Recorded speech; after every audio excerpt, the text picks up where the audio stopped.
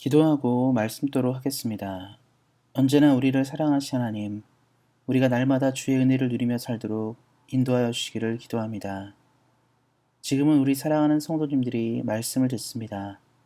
귀한 말씀이 우리 성도님들의 삶에 잘 심겨져 귀한 결실을 이루게 하시고 언제나 이 땅을 살아갈 때 하나님의 사람답게 살도록 함께 하시기를 기도합니다. 오늘도 큰 은혜를 내려주실 하나님을 믿으며 우리 주 예수 그리스도의 이름으로 기도하였습니다. 아멘. 함께 읽을 하나님의 말씀은 구약성경 940페이지 잠언 27장 1절 말씀입니다. 구약성경 940페이지 잠언 27장 1절 말씀입니다.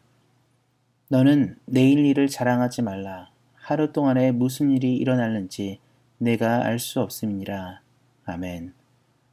오늘은 당신의 내일은 평안하십니까? 라는 말씀의 제목을 가지고 함께 은혜를 나누고자 합니다. 최근 미얀마에서 군부 쿠데타가 일어나 많은 시민들이 이에 맞서서 민주화 시위를 하고 있습니다. 군부의 무자비한 시위 진압으로 희생자도 많이 발생하고 있습니다. 세상의 많은 나라들이 미얀마를 주목하고 있습니다. 더 많은 희생이 나지 않고 시민들의 요구가 잘 관철되어 회복되기를 소망합니다.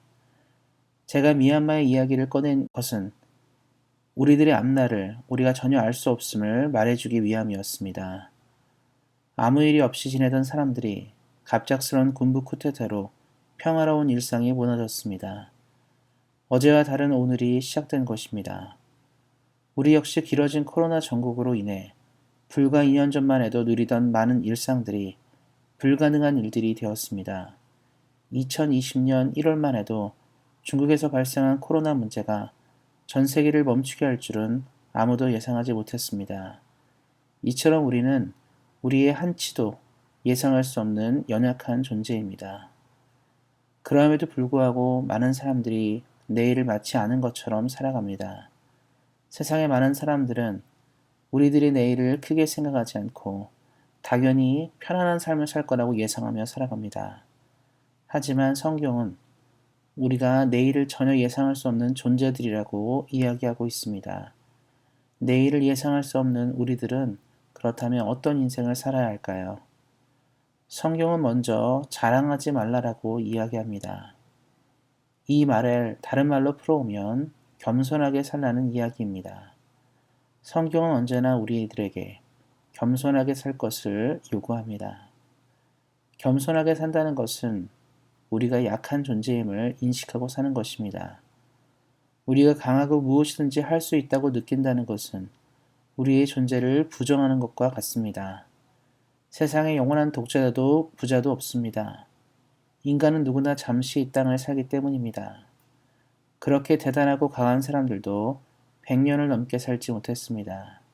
그리고 사람은 누구나 결국 성경에 말한 대로 흙으로 들어갈 뿐입니다. 사랑하는 성도 여러분, 이를 기억하시고 우리의 강함과 능력을 자랑하지 않고 늘 하나님 앞에서 겸손하게 사시기를 예수님의 이름으로 격려드립니다.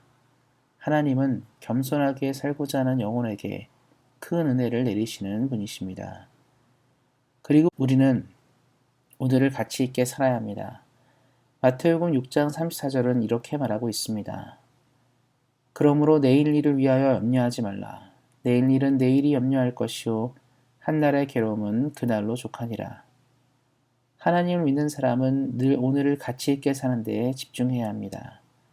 다가오지 않을 날에 대한 염려보다 오늘 하루 하나님 보시기에 올바로 살았는지를 점검해야 합니다. 그리고 매일매일을 예수님을 기다리는 마음으로 살아야 합니다. 다른 말로 하면 오늘 지구에 종말이 오는 것처럼 살아야 한다는 뜻입니다. 과거 믿음의 선배들이 숱한 시련과 박해 속에서도 신앙을 굳건히 유지한 비결은 특별한 것이 아닙니다. 바로 그들이 오늘을 사는 훈련이 늘 해왔고 그것이 잘 되었기 때문입니다.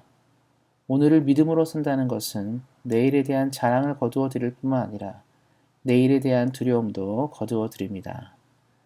사랑하는 성도 여러분, 삶의 두려움과 고민이 있으시다면 말씀을 기억하시고 오늘에 충실하게 사시기를 예수님의 이름으로 격려드립니다. 하나님, 우리가 내일을 염려하는 존재가 아닌 평안을 누리며 살기를 원하십니다. 우리 사랑하는 성도님들이 언제나 하나님 앞에서 사셔서 언제나 하나님의 평안과 함께 인생을 걸어가시기를 예수님의 이름으로 축원드립니다. 말씀을 읽고자 합니다. 사람은 누구나 형통하고 평탄한 인생을 원합니다. 그러한 인생이 되기 위해서 우리는 우리의 가진 것을 자랑하거나 높이지 않고 언제나 하나님께 기대며 사는 인생이 되어야 합니다. 사람의 가장 높은 것이 하나님의 가장 낮은 것에도 미치지 못하고 사람의 가장 뛰어난 것이 하나님의 능력에 비길 수 없습니다. 미련한 사람은 자신을 믿으며 사는 인생이고 지혜로운 사람은 자신을 지으신 하나님을 믿는 인생입니다. 우리 사랑하는 성도님들이 지혜로운 삶을 살아가시기를 예수님의 이름으로 축원드립니다. 기도하겠습니다. 오늘 말씀처럼 우리가 아닌 하나님을 바라보게 하시고 날마다 하나님의 능력을 따라 사는 우리 성도님들이 되도록 함께 하시기를 기도합니다. 오늘 하루도 믿음으로 승리하는 하루가 되기를 소망하며 우리를 구원하신 우리 주 예수 그리스도의 이름으로 기도하였습니다. 아멘.